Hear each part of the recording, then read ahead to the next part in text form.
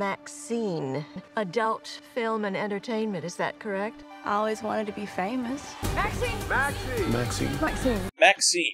This is the third film in Ty West's horror film series. The first one was X. The second one I did not see that came out last year. That was sort of a prequel to X. This is a film still surrounding Mia Goth's character.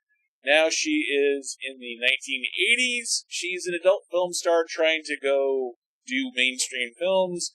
And, of course, the murders and everything starts to follow. I really loved X when that came out because there was just something, I don't know, fresh about it. Like, I'm not generally a huge horror movie fan, but there was a little bit of an edge. There was a little bit of a fun factor in X that is definitely not there in most horror films, in my opinion, that drew me in. I can't quite put my finger on it exactly what it is that I loved about that film, but it was a little bit different, it was a little bit weird, and it was a lot of fun. And if Maxine is anywhere close to what X was, because they planned and shot these films all in basically one fell swoop. So Maxine and X and the other one were all kind of shot at roughly the same time. So this is the third and final of that series. So yeah, I'm looking forward to it with Mia Goth coming back for the final time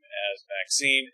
In the poster here, we have pop star Halsey is also in the film, and then also, you know, it's fascinating looking at the cast with this film. I think most horror films, generally speaking, get younger cast members as a good way to keep money low, keep budgets low. So we don't have big name actors, generally speaking, in horror films. But the fact we're getting Bobby Cannavale, we're getting Lily Collins, we're getting Halsey, we're getting Giancarlo Esposito, you know, from Breaking Bad himself, and Michelle Monaghan. I'm just really looking forward to Maxine. Comes out July 5th. I watched X. I did not watch Pearl yet. And then I did see the trailer. I did see the trailer for Maxine. I have a lot of faith in Ty West. I think there's going to be a big twist to this movie. I have my idea what I think is going to happen, and I'm going to wait to see if it does. It's interesting how he mixed, because Tarantino did this too with Once Upon a Time in Hollywood.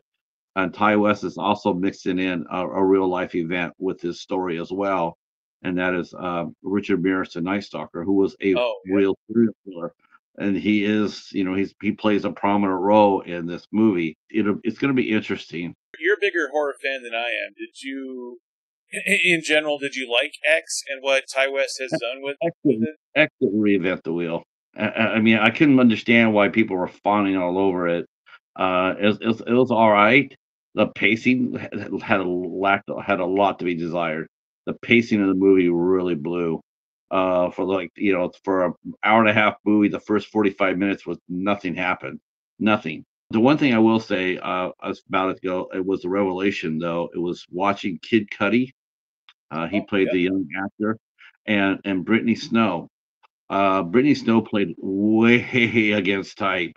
Yeah. That blew my mind. That was, everybody was talking about Jenna Ortega.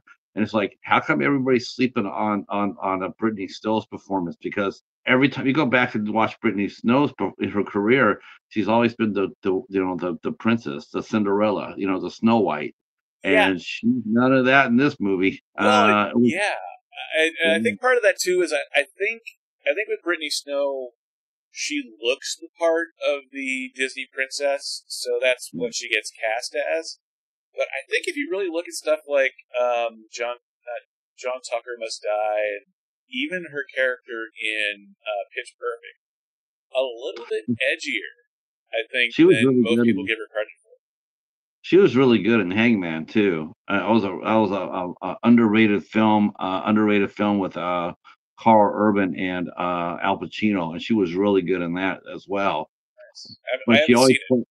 Oh, that's a good one. That's a good one to get. I thought her performance in X was it was just like, wow, I didn't expect that at all. But that was it. That was only it. The story itself, it didn't grab me at all. The pacing wasn't there. It was just, you know, everybody was fawning all over it like it was the next thing since sliced bread, and it's like, I've seen a lot better. I mean, are you serious? I mean, I think a lot of people were slobbering all over it. Not that I would mention it. Not that I would say that the Cinema Squad was doing something like that.